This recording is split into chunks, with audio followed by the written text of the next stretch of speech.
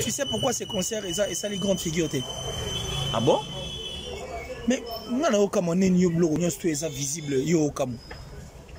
Mais quand on est font les solo. Non, mais il y a un lobby. Concert du siècle. Aujourd'hui, Kofi a aussi un autre problème. Au bar au Bundi, ça déjà concert en haut. Il faut comprendre que concert il fait Betamara bien pour le son en Betama. Tout le monde qui a demandé et puis à Sengagango parce que Yope on a eu la maman à succès. La foule en haut comme il a 104 millions de vues. Quand tu sur la chaîne YouTube, il y a Ndegonabiso Diamond. Quand tu as la chanson est la plus vue. C'est celle où Asala na Inosbi. À part Wano, tu vas rien. Ah. Ouais. Bon, bref, peut-être que tu vas ouvrir moi brèche. Oui, mais David a sali combien de whisky a sali combien de temps en Ndolé? Il n'y a pas récemment, Abimi. Soso, tu es photo de l'artiste musicien Bélé Balubara, c'est star ou non? Il y a époque. Des époques. Inosbi est par le cas. On commande le passé. Bon, ben, Inos va y aller qu'on s'éternise. Première mondiale. De l'eau potable pour l'Afrique. Une nouvelle vie avec de l'eau potable. De la recherche spatiale développée pour les astronautes. Conçue pour l'humanité. De super filtres. Créer ce qui était auparavant impossible. Vivez la nouvelle expérience de l'eau potable. 1,75 litres d'eau potable pure par minute. 105 litres par heure pour toute la famille. 500 000 machines sont prêtes pour l'Afrique. Nos spécialistes formés installent la machine directement à votre domicile. Potable. Les ingénieurs allemands travaillent main dans la main avec leurs collaborateurs africains.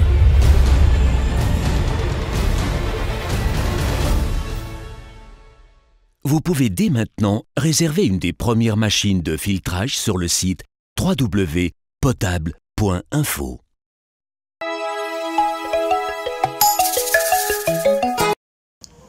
Voilà, mesdames et messieurs, bienvenue dans un énième numéro du magazine Abino. Exprimez-vous. Nous voici, tout ça, la continuité de l'émission et entrée à la culture. Dans mon Namboka, il parle bien, comme vous le savez. Il s'appelle bel et bien Killer Kilesi. Il est aussi sombitinana makanesi. Na Oetali, actualité musicale dans l'ensemble. Voilà, merci Nabino, nos très chers abonnés. Vous êtes partout disséminés dans le monde. Bolandarabiso de temps en temps avec moi, votre humble serviteur, merci Smayangila. Merci au DG Audace Milandou, Maman Fi Milandou, Onésime Pedro depuis Lyon. Là, on a moni Pamelandou depuis Italie. Je vois aussi Glody Lunda Mobali Mbinga. Big up, mon cher ami. En tout cas, toujours continuer kaka Ike Oke Lokendo. Nao Italie de Lojango Indusa. Toujours. Voilà, comme je disais tantôt, j'ai reçu sur ces plateaux un bon parleur. Voilà, Namaramba Culture. Comme on est Killer Kilesi, je rappelle. Bonjour Killer Kilesi. Et bienvenue dans un énième numéro et émission Exprimez-vous. Bonjour à toi, MM. Voilà. Là aussi, pour la MM pour ça l'a bien. Et puis merci d'avoir tout entre Baruta la biso en ce net moment. Et à un moment, tantôt tu as dit un truc qui était aussi important. Est-ce qu'il y a un peu dans le cerveau? Tu connais bien moi depuis quand? Et quoi qui le voilà. Donc Tambola, Malem, Yabato. Malem, qui les a Yabato. Voilà, donc je suis très content. Biso Tambola, Malem, et pour moi qui les a Ranango. Il y a Bisoté. Merci d'avoir tout va s'abonner. On va hésiter pour s'abonner en tout cas. En mon nom. Abonnez-vous massivement au sein de cette chaîne et je parie que ça la bien. Merci à Monsieur Audace, c'est Audace Milandou, tu as dit. Et ainsi que sa bellissime créature, sa femme qui est Afi Milandou. Donc Afi Milandou ainsi qu'Audace Milandou, nous vous aimons en tout cas énormément. Raison pour laquelle tu as lu au sein. Voilà. clair qu'il est si actualité musicale dans l'ensemble. Aux hommes on a évolution nango actuellement. Lelo to bandaki nao récemment to sola ki marambo itali culture ngo peka kate. Nama ba polémique ngo les kaki.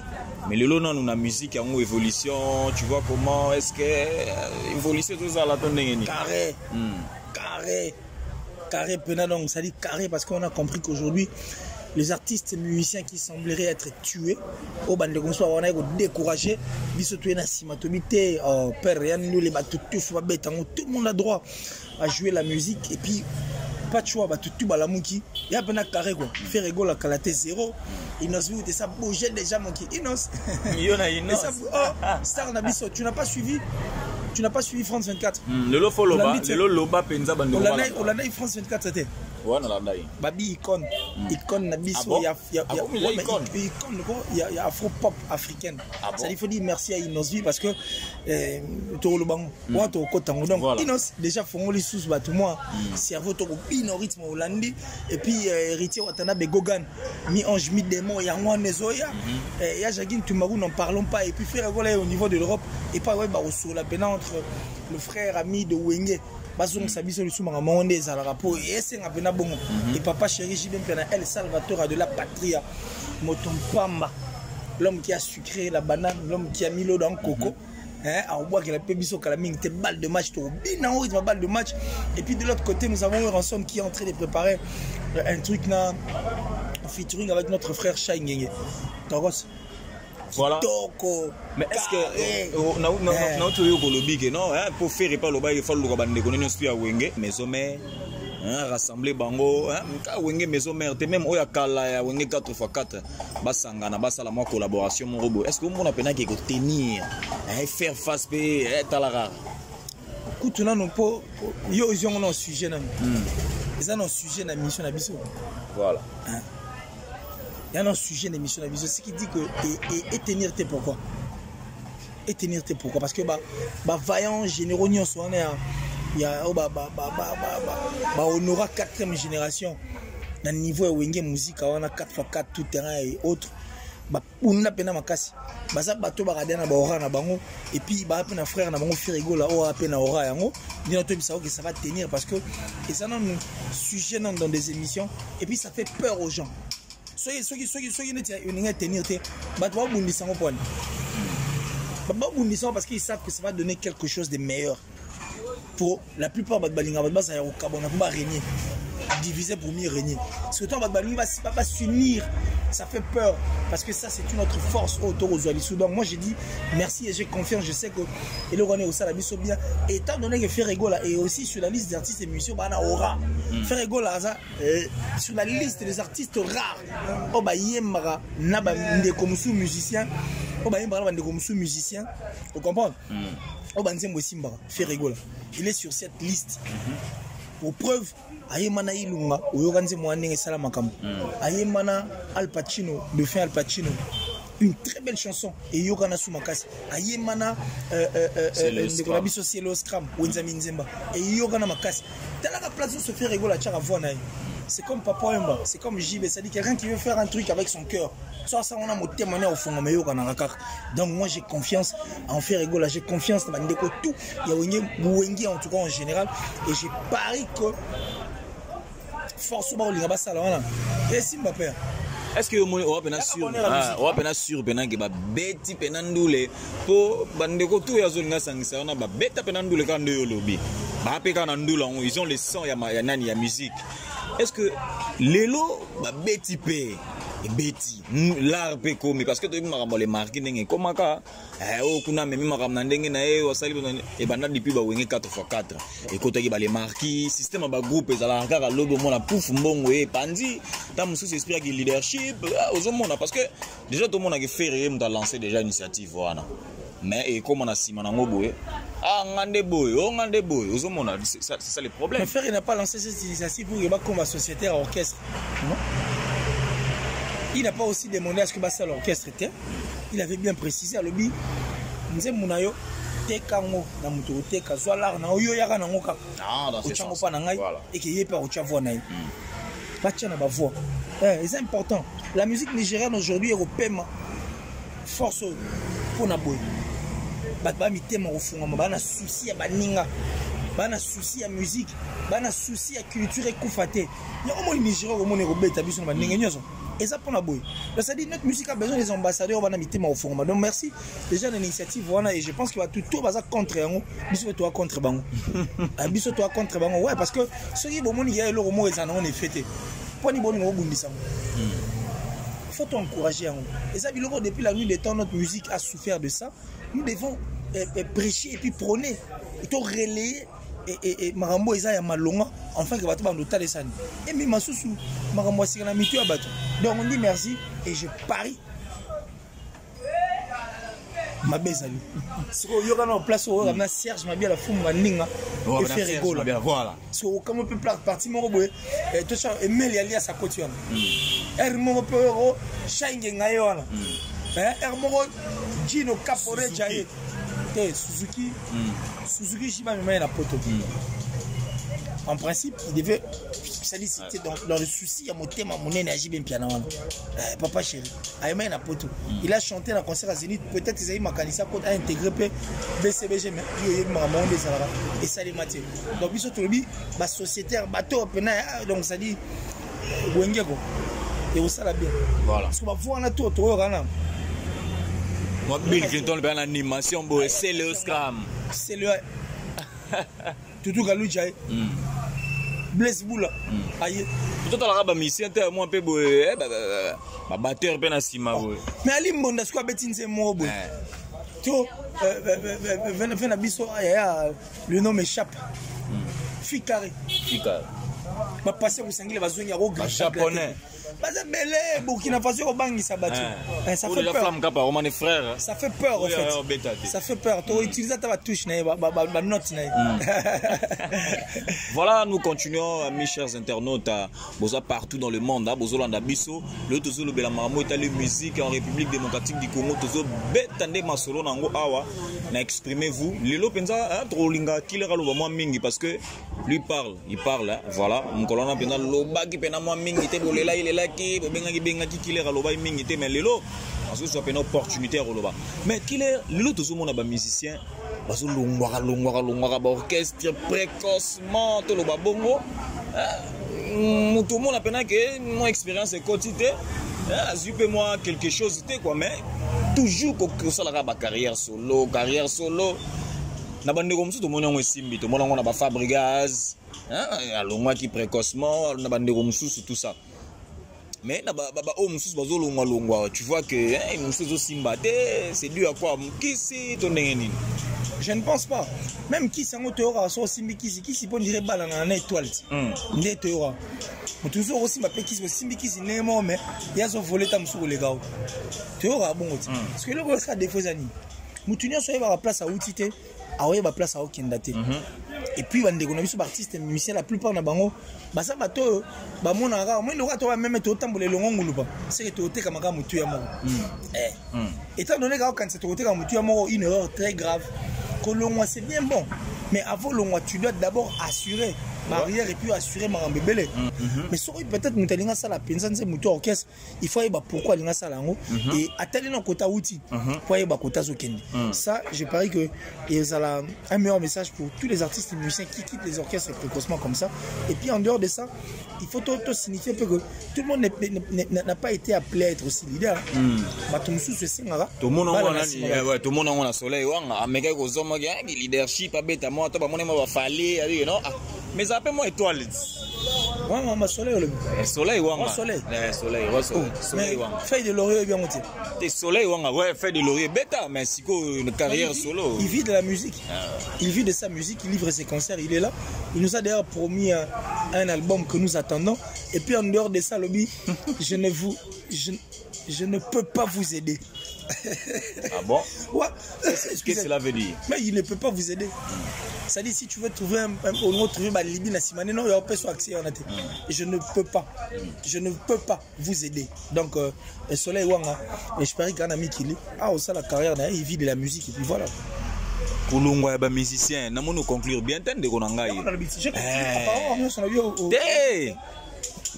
to bandela moi mukete na pesa ki exemple ba musicien to bandela moi c'est bien bon de quitter mais confusion ça la mitu ba artiste musicien té ba même ata bazo tambola longo ngulu ba teka ma motu ya mon côté c'est d'abord ça et avant de quitter il faut mutu ata en place à outil na place à olinga ken est-ce que no linga na ça lango bien toté ce sont des questions ba toujours à se poser avant que ba poser ba acteur longo là et puis ba on peut prêt ya rolongwa basala ngo kaka po ka motema na baba monika koli po ba mso loba no na monika na ndako papa na koli tika pe na longwa to mona ngo lelo ba misia jibe lelo ba ko ba papa baza ku ba age mona ba jibe na papa so koli o longwa vo longwa il faut s'assurer que ni na okebe na lofita ndako na bien il faut s'assurer de bande ko il faut s'assurer un de deux totalement musicalement parlant on en bien quoi voilà relation il y a Weranson na lekinae Ferregola osomona onde parce que tout le monde a dit récemment Wera auto beta concert mon achetemba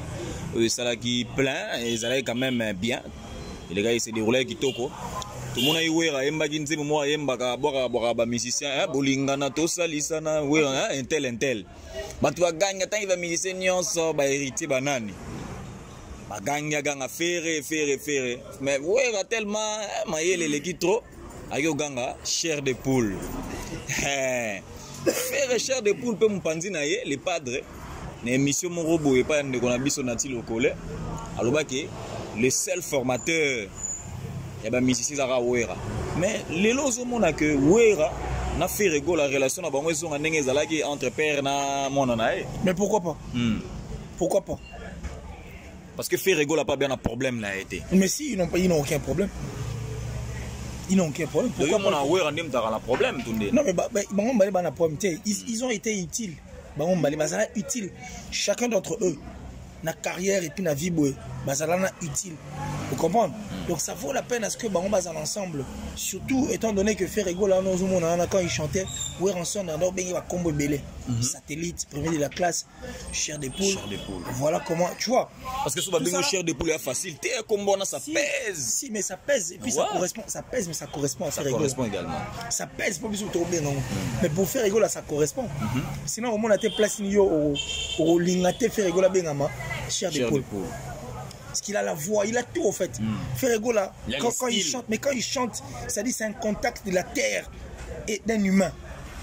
C'est-à-dire la puissance, ils ont conquérir et puis séduire Mité Maya Batou. Ferregola, et puis dans Ferregola, quand tu fermes tes yeux, tu peux retrouver beaucoup d'artistes et musiciens.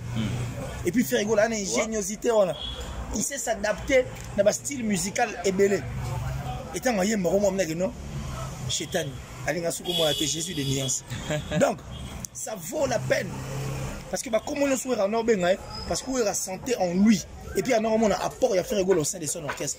Parmi les généraux forts, il y a Ouengue Musique à Maison-Mère, Ferregola, il fait partie. C'est de même pour Ferregola lui-même. Il sait que quand j'étais au sein de BCBG 4x4, Nasagi n'a éclat, mais pas vraiment l'éclat. Mais quand on est en salle orchestre, qui vont hier en étant bateau, orchestre, aujourd'hui nous parlons de Ferregola. Pour passage, il y a Bonnier Musique à Maison Mère, remarquable. Et puis, et captivé Batutu.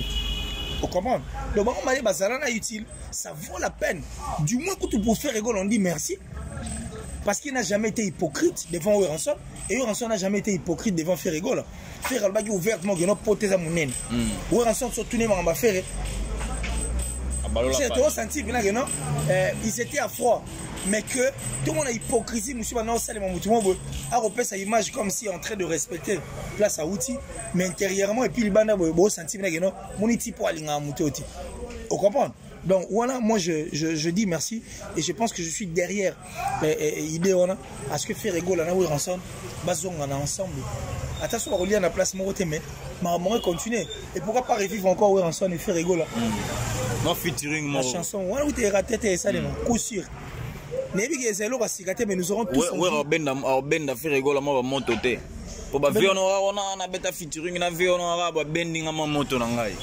Ce sont des faiblards qui disent ça. Ce sont des faibles, au fait. Quand on est faible, quand on n'est pas faible, Inosbi, on a Aïmana Weranson. Inosbi, on a Aïmana Kofi Olomide. Kofi n'est pas mais il a du succès. Mais Inos, aujourd'hui, nous sommes. Ce sont des peureux qui disent ça. Et je ne pense pas que Ranson a reçu le mot pour nuire son fils Ferregola. Pour honneur, il y a maison mère aujourd'hui. Il faut tout le baron, il y a Ferregola, héritier Watanabe, Léo Scram. Vous comprenez?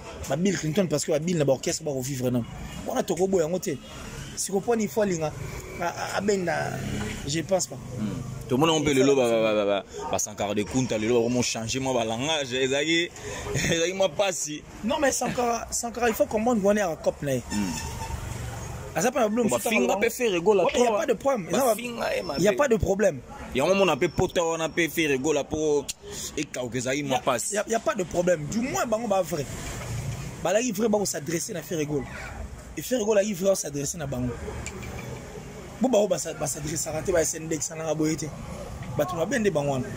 préfère encore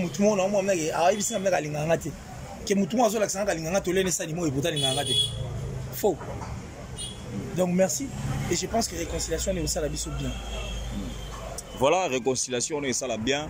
Et ça la paix bien à bande de surtout dans des missions partout Bozali dans le monde. Je vois, on a rappelé les sous-sous. Numéro 0 plus 243 81 410 12 50 81 410 12 50. Là je vois Pamela Ndoukou depuis Italie. Je vois également Onésim Pedro depuis Lyon, Glody Lunda Mobali Mbinga. Salutation à Florine Ndoukou, voilà. Toi même bana poto tale bele Onésim Pedro on a nyon surtout au monde bangono surtout na Sima Flori. Kenda en tout cas Franck Le Longoma. Mes salutations. Voilà, toujours continuer mission Nabiso. Exprimez-vous, qu'il est ici. Tout bêtement, nous, solo, il y a Robino Mundibu. Robino Mundibu, qu'est-ce qui se passe avec lui? Non, moi, je suis rigolo, les gars qui récemment, moi, la guerre, ils ont entre Baromi Balé. Tu fais rigolo, n'a pas été quoi. Maman, ils ont des soucis. Ouais, maman, comme elle m'a tendu, t'es pas tout le monde à Mikolo. Robino Mundibu, on a rage, mon saranate, mbanga, saranate. Qu'est-ce qui se passe exactement? Rage n'ambanga naïe face à l'angle musicalement parlant. Moi, j'avais dit à Robino Mundibu qu'il a encore l'âge. Il a une carrière, toute une carrière devant lui, et puis il a toute une vie devant lui. Sa carrière a rodé des diamants, tu t'es fait des diamants et pas naïmo. La musique, si la musique, il doit se concentrer. Il a encore beaucoup trop à donner à la musique Nabiso. Toi, c'est la paix, c'est Nabiso Rumba. Toi, c'est la musicien et Fabrice Zassara, tu as filé les lots, les artistes musiciens, autoropie des chansons à succès. Voilà, nous avions besoin de ça. Lui doit nourrir la musique. Mais les lots vont aller donc conflit mon côté donc pour Kabolongo tout le monde a Fabrice. Il y en a un Robino Mundibu dans Bango tout na Fabrice donc bon mi balé. Non mais l'émission Fabrice il va coûter en Côte d'Ivoire enfin je suivais une émission que j'ai suivi plutôt une émission comme ça où Fabrice a dit il va coûter en Côte d'Ivoire basola. Ouais ça mascarade parce que Robino Mundibu il est toujours farouche. Fa aussi est sur la liste des musiciens vrais. Ah sur la liste des musiciens vrais soit aligné soit aligné. Quand il dit quelque chose et que son tout le monde approché aux anneaux pour y être. Où les comme l'essentiel, Dieu de la culture a moniqué à type on a quand même à ça qui pas vers l'autre. Parce que tout le monde a Robino Mundibu ceux qui peut-être net non si bien dans moi polémique polémique il y en a fait nanifali pour pas.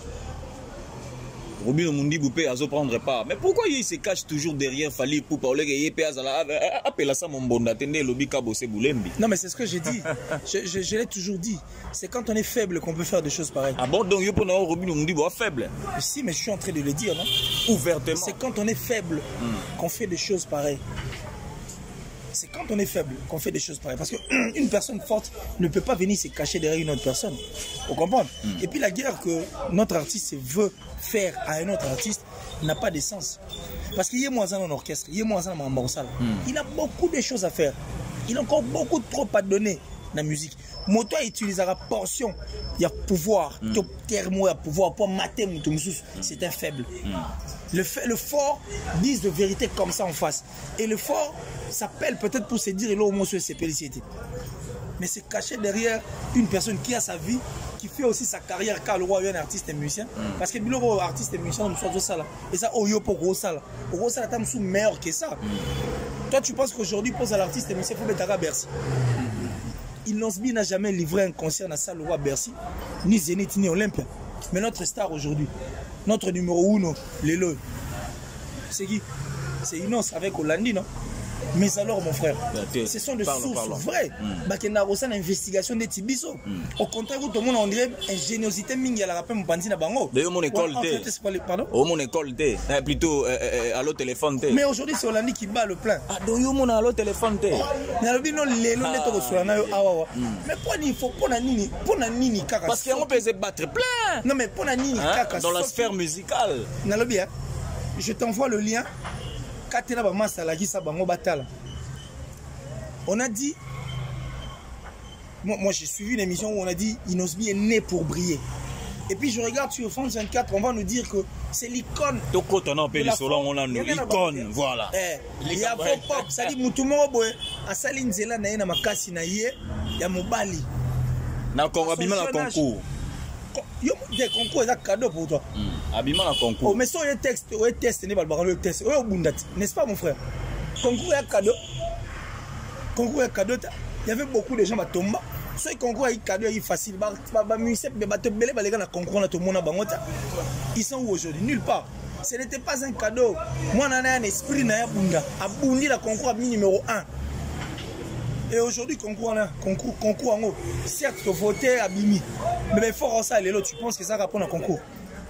Il faut applaudir l'homme à son époque et puis respecter. Mais on a des problèmes dans la école. On dit non, il y a des battre plein d'hommes. Mais yo tout ça na yo ça investigation va devenir. C'est pour ça l'investigation, c'est ça. C'est ça l'investigation. Yo t'aime tout le monde banga mambolo banga. Yo le monde banga maman clairement que notre lani na trace boy, totali boy, tolani na chaîne boy, tolani na chaîne boy, il y a ça c'est. Aujourd'hui là, le numéro 1, mouta battre plein na nzembo ko ça la rage, c'est Hollandi avec Inos. C'est simple non? Et puis c'est cette chanson qui a envoyé des challenges clips s'il vous plaît sur toute l'étendue. Ça dit voilà, n'a précisé le n'a précisé le.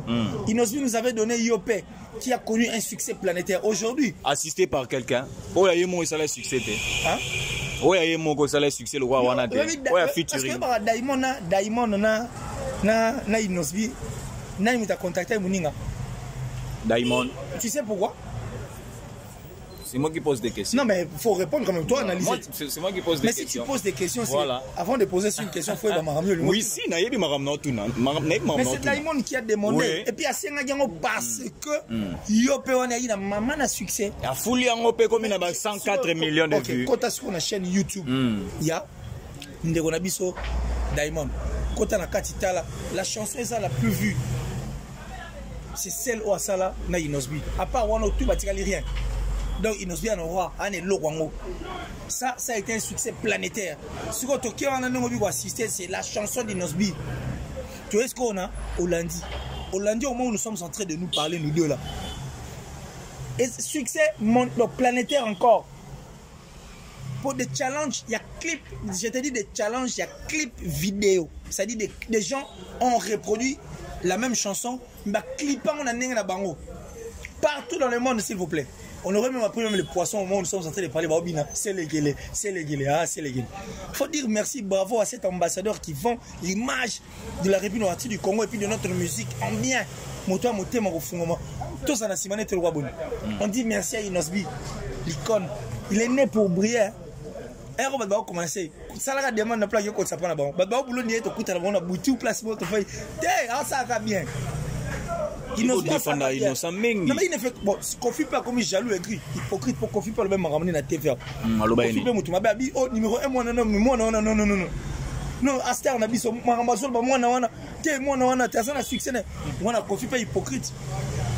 Jo on a per France 24 ans na émission, il est pas hypocrite. Si vous trouvez les gens urbaines, il y a Juliette, il y a Fiviette, Juliette, je crois Fiviette. Juliette Fiviette. Il n'est pas ça hypocrite. Pas ça aigri, pas ça jalouse. Tout le monde bon. Non, il faut dire des choses telles qu'elles sont. Inosbi carré. Wana selon killer qu'il est. Wana selon killer qu'il est. Tu as peur de quoi qui manie? Non mais c'est moi qui pose des questions. On a dans la partie privée.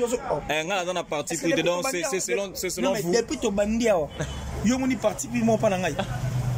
Moi je parle de tous les artistes musiciens congolais parce que biso nous sommes pour que la culture est koufatée. Nous sommes contre les personnes où on dirait un acteur à film soit tout va tirer ça va nous mettre en ça va koufa. Biso li bon on a besoin de réveiller tout le monde. L'autre c'est la zéro. tozela mi ange mi démon tozela balle de match ou rançon que soit boire nous attendons c'est le scram.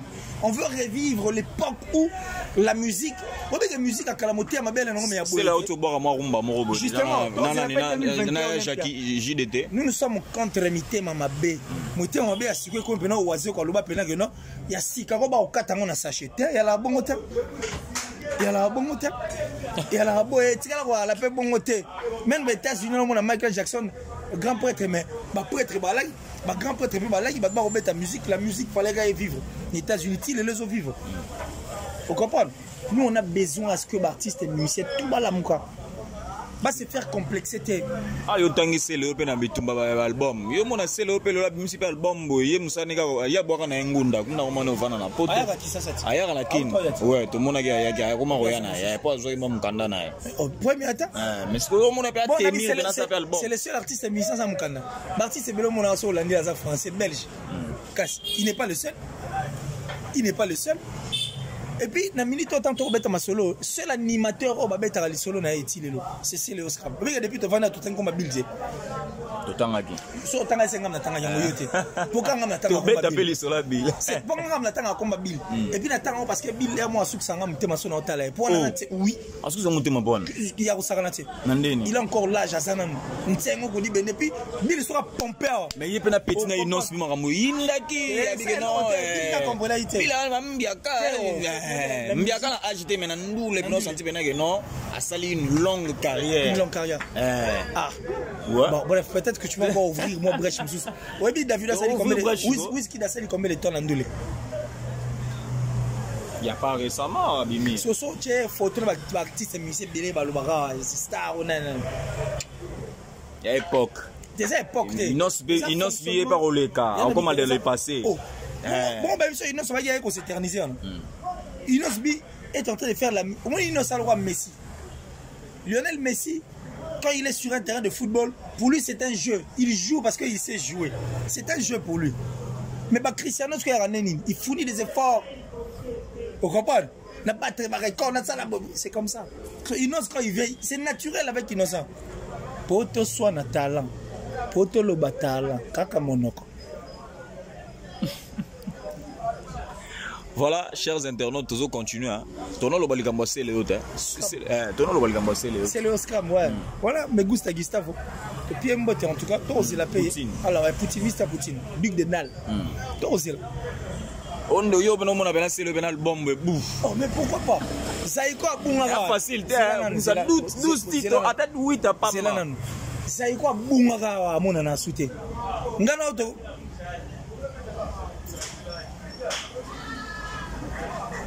Yonanga to binango te. Po bino komi ko ba poser la question te bon. Atiki nanga kasi. Mais Zaïko langa libwa.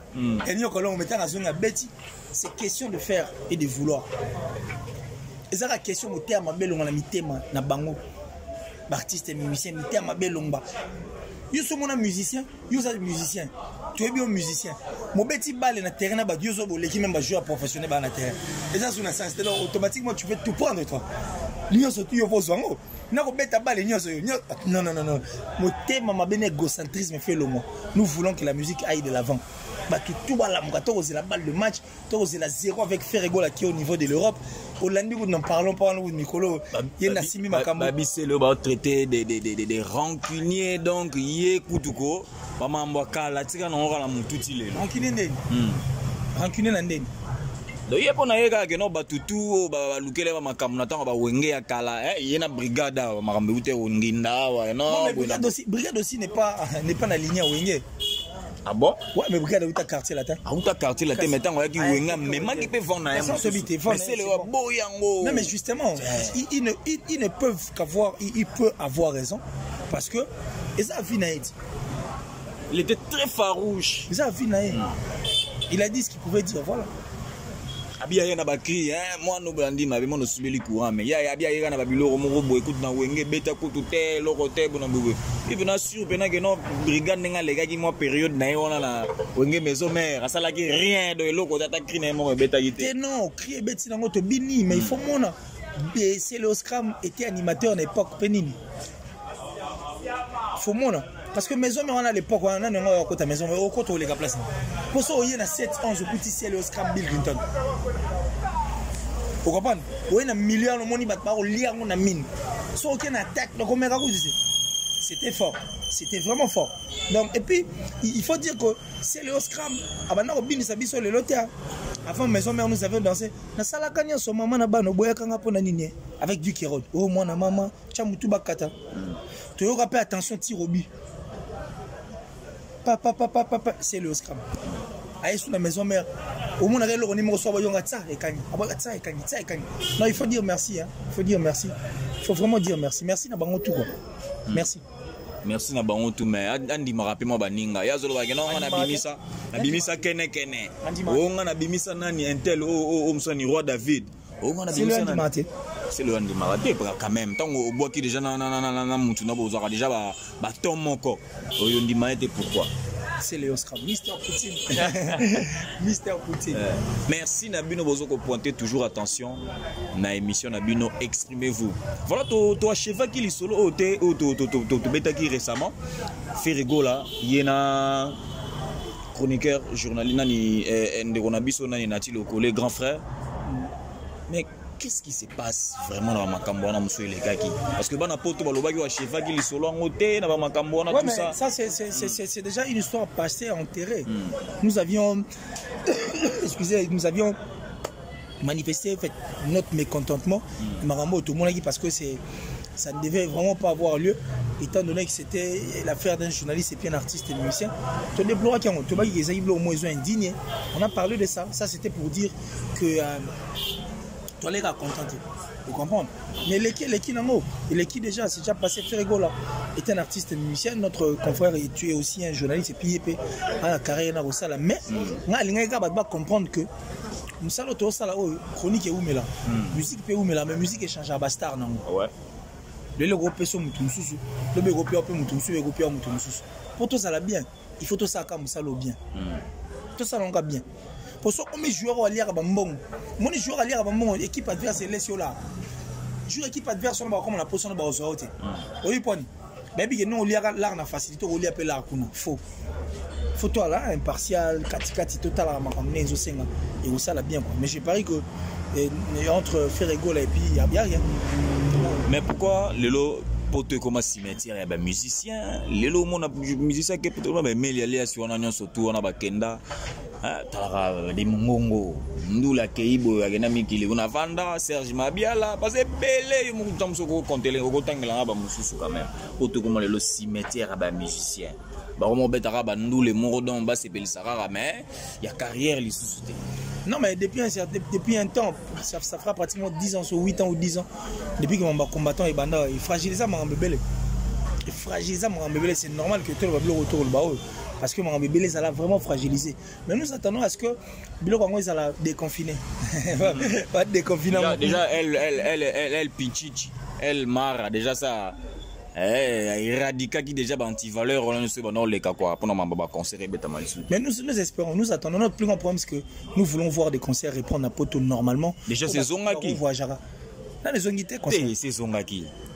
Yo suis combien de concerts déjà? Non mais concert au Fali pour passer à Betagui déjà na Néo le 28 février. Non mais tu sais pourquoi ces concerts et ça les grandes figures? Ah bon? Mais non au Cameroun ni blog ni tout ça visible yo au Cameroun.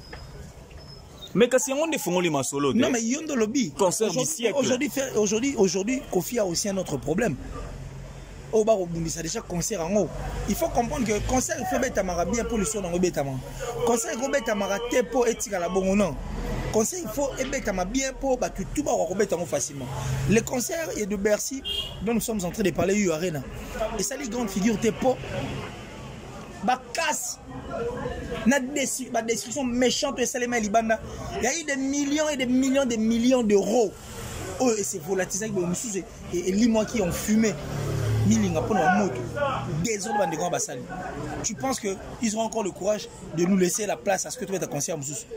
On va dépenser qui va le payer. Vous comprenez? Nous voulons que Marambo et si la calmement cette affaire de combattants et si il pena calmement, tous ceux ici pena Nzélande et Salaki, concert est normalement. Et quand le concert est la production normalement, on remarque que Marambo Belé va changer. Vous comprends? Donc c'est pour beaucoup en fait. Bandeko na biso ba combattant. Bah ça pour beaucoup. De pour nayo après ko fungama ya ba concert au fali pour bander abetaki. Juste après aux hommes on a que banti valeur on est ozonga et tout ba makambo ba désordre on est salaka. Mais tala mama Koffi Olomide. Tala makambo ke tu as sali tala makambo combattant bazo promettre Koffi Olomide. Ils ont même commencé à déchirer ba fiche na. Il faut que tu vérifies pour les bâtons bazana. Mais ce qui est arrivé que batouana makambo salemi na nenga kimia. Terrain d'attente, bien, les concerts vont répondre normalement et puis on remarque le beau autour le bango suite. Pour ba no kenda. Ba roya. Les lots muta olinga zo risque ta na mission na poto. Bon. Le yo ba 10 ans mission ba dina kisasa ozo mona bien. Qu'est-ce que comme France le na tonga kena iti. Mais ce qu'on a problème na ngeza que killer qui laisse zone dimate que fali pour ba muta fongoli masolo. Mais ce que Koffi Olomide par pour que mon appelé qui na mona na eke au salagi ndenge nini pour que concert nous la réussi. Comment se fait-il que Gundimate que fallait muta fongoli il a balisé les chemins? C'est pas possible. Ah oui, ce n'est pas possible. Il y a un problème particulier avec fallait ou pas? C'est pas possible. Là, tu m'exposes et puis tu dis des choses que tu n'as pas posé question. Non, mais la question m'a posé, moi je suis pour tous les artistes musiciens. Parce que Zoboya, qu'il fallait pour pandé mouta baliser chemin. Il y a un concert quand même depuis plus de 10 ans. Un chemin balisé, il faut mon anassimanango. Continuité et puis succession. Et bon, Makambutu. Je te dis que ces concerts-là, et au la grande fille, Luca concert on a sur internet, va suivre ça. L'intégralité dans mon au monde. Concert on est à la Mabé, j'ai félicité d'ailleurs l'artiste parce qu'à Beta il avait des nerfs solides. Au moins à Beta concert on a des gens mourir. Concert Mabé. Hein? Ils Mabé na Libanda to na kati. Mais si au Liban au monde a tellement mais tout le monde ba mettre nenge ça. Au monde tu ne peux pas dire ce que tu es en train de dire. Donc attendons à ce que bande connaissons ba combattant, ba chapena kimia pena terrain d'attente et seulement. Ba concert Beta na bola monango na kitoko nango. Ba te bela concert on bazala te parce que ba nego bang. Il y a même beaucoup de gens qui ont été tabassés par côté concerté. Il y a des gens qu'on a volé ma casse. Bilo salema ya mabe belé. Oh il a qui sa force on a nego ba na kuna niveau mikili. Alors il faut te solara na bango. Il faut au solara retrouver terrain d'attente que tu mets ta concert il va tembe mais tu mets ta concert ça que normalement d'aller bobi le 13 toi concert place bleu. Le Nini toi le concert place. Toi le concert place. C'est comme ça, c'est ce que nous voulons. Vous comprenez? On veut que les choses se passent dans la kimia. Mais on ne veut pas que ça. C'est important. Voilà. Et que vive la musique de la République démocratique du Congo. Ben, autant me suppose à peine à moi conseil, moi, à la bande de artistes, on peut ça moi piste des solutions, moi, en tant qu'analyste musical, na Italie, cohésion nationale, pour que nous capé bazong, qui s'appelle Makambango, il fallait pas bêta qui concert, parce que c'était vraiment une réussite, ils allaient qui, jamais mon balisé, bah, qu'on peut qu'on yo, bah, solo là, il fallait pour pas procéder qui, Koffi par eux, mon appel fallait, bah, il y a ni rosala, pour qu'il y ait bêta concert. Pour ça, nous allons, bah, concert, mais Liban va boukara, va tumba. C'est ça ton problème. C'est ça ton besoin. Concert bête à mon akati, Liban va y babango. Mais maintenant, quelle est cette piste de solution? Justement, c'est ce que j'ai dit. Les artistes musiciens vont combattre. Il faut à tout pouvoir trouver qu'un terrain d'attente. Mais va nous pas terrain d'attente en mbala depuis les 2 ans. Il faut dans la paix. Dans la paix, c'est tout le monde qui gagne. Nabi Tumba, c'est le plus fort qui gagne. Si on tient Tumba, Moutoma Kassigam t'a gagné. Mais Nakimi va tout vainqueur. Et quand on est dans la quête d'une paix, on a choisi de connaître pour que tu trouves ce parce qu'on veut revivre en tout cas. Retour, il y a un concert. Retour en tout cas, il y a un concert. Un retour vrai, bien de concert, enfin que Marambo est à la rate.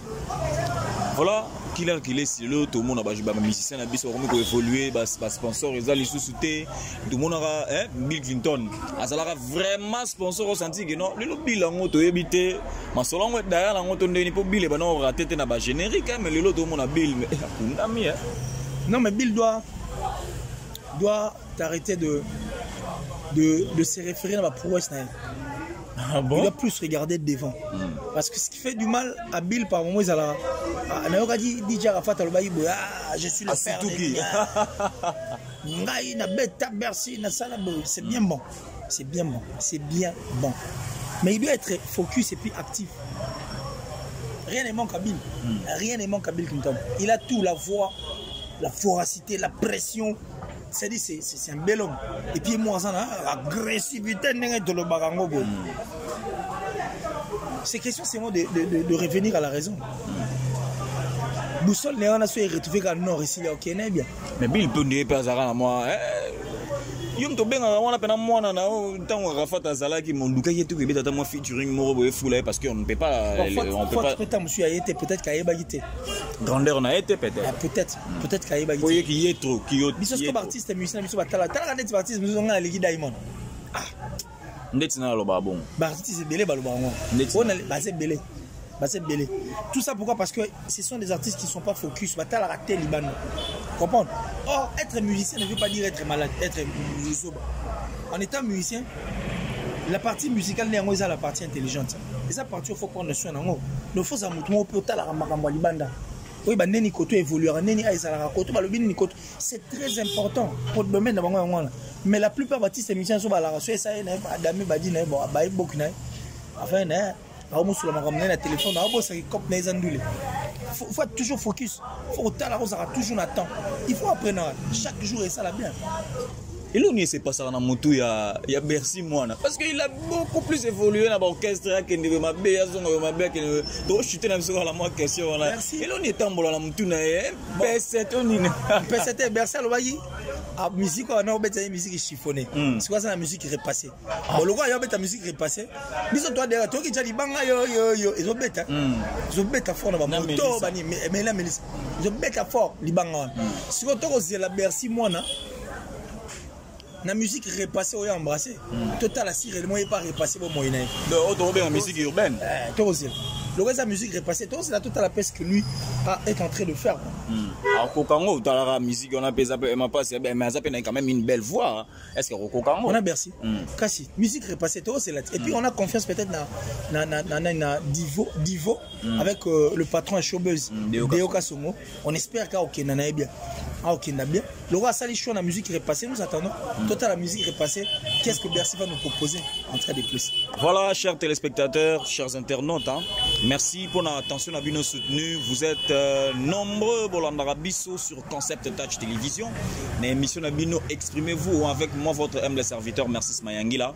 Je ne cesserai pas de le dire en tout cas. Voilà. Ah, qu'il est en tout cas. Tous les artistes musiciens congolais. Si on a déjà le pan les gars.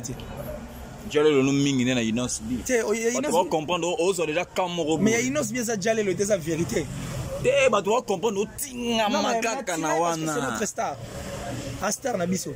On est Jalé le la vérité. Yo moni ne ba clip on est salamité. Ya Inos bi. Yoka. Na souhaite pas cela papa chéri au moni toté. Bon. La question moko le DG d'As Milan da bossa na bossa ni ko tuna yango abena ngana tout dans son akuta na yo ezali gamba nono Fuji au Québec à concert na Turquie c'est comme si autorisation à côté leader na JB Mpianate. Si papa chéri a un cœur ouvert à ça la bon mutamutema ofunga maana ambassadeur na regretta fort papa chéri ba bundisa type on a minga type on a soit bundisa kane ba bundisa boyete ne tobeta liswa musique mususu lelo ne tonga to mwana ngano propulser batu babuka liboko la mbote non mbote ko douter ça il a été combattu sur tout le plan JB Mpiana mais c'est un homme fort, c'est l'homme le plus fort en tout cas de tous les artistes et musiciens congolais. JB Mpiana, force à vous papa chéri, toi c'est la balle de match. Voilà, moi Liloba Souka déjà émission comme on a Souka. Merci beaucoup, merci d'avoir pensé à moi. Merci, j'ai dit merci comme ça parce que j'ai été assisté par le fils Batoba Augusta. Merci à Francine Mana Love depuis l'Italie. Et mon konzi quoi donc mère il y a Raïna Benel. Merci à mon vieux Janice Tanchungan pour tout Bangamouchuri de Suisse-Irlande, le gourou du temple Venabiso. Merci à mon ami personnel, le boss Eric Nkake depuis les États-Unis toujours. Ma maman chérie, bisous maman Julien Diebo Bissembi depuis les États-Unis toujours. Et je pense à mon vieux Eva Moiri en Autriche, Saint-Esprit. Et merci encore à vieux Odilo Mampouya, l'exemple à suivre, monter maman Rachel Mossolongo, vieux Odilo Mampouya, à mon ami personnel depuis l'Italie, mais en séjour en France. Lui s'appelle Fabrice Emmanuel Kalonji, ainsi que Westerega depuis l'Afrique du Sud toujours. Bah, tout le temps entre je vous aime. Le plus 243 89 526 54 54, plus 243 89 526 54 54.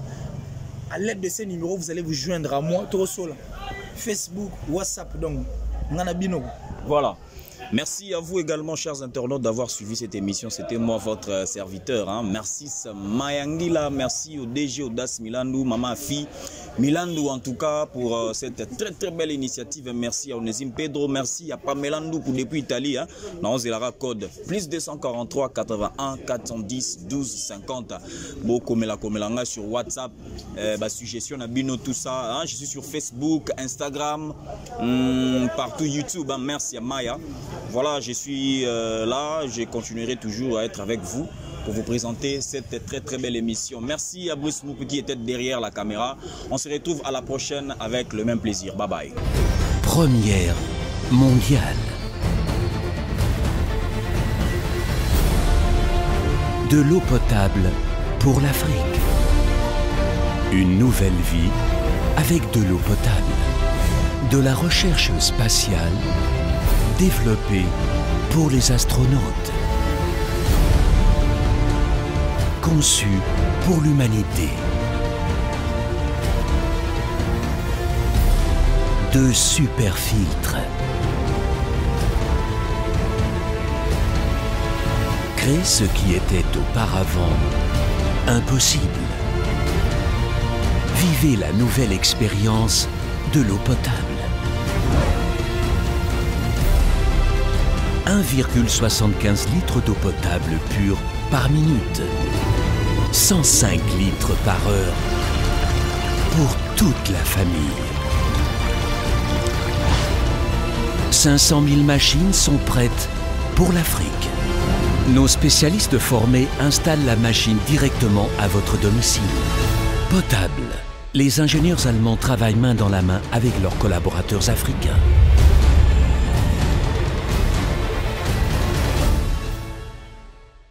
Vous pouvez dès maintenant réserver une des premières machines de filtrage sur le site www.potable.info.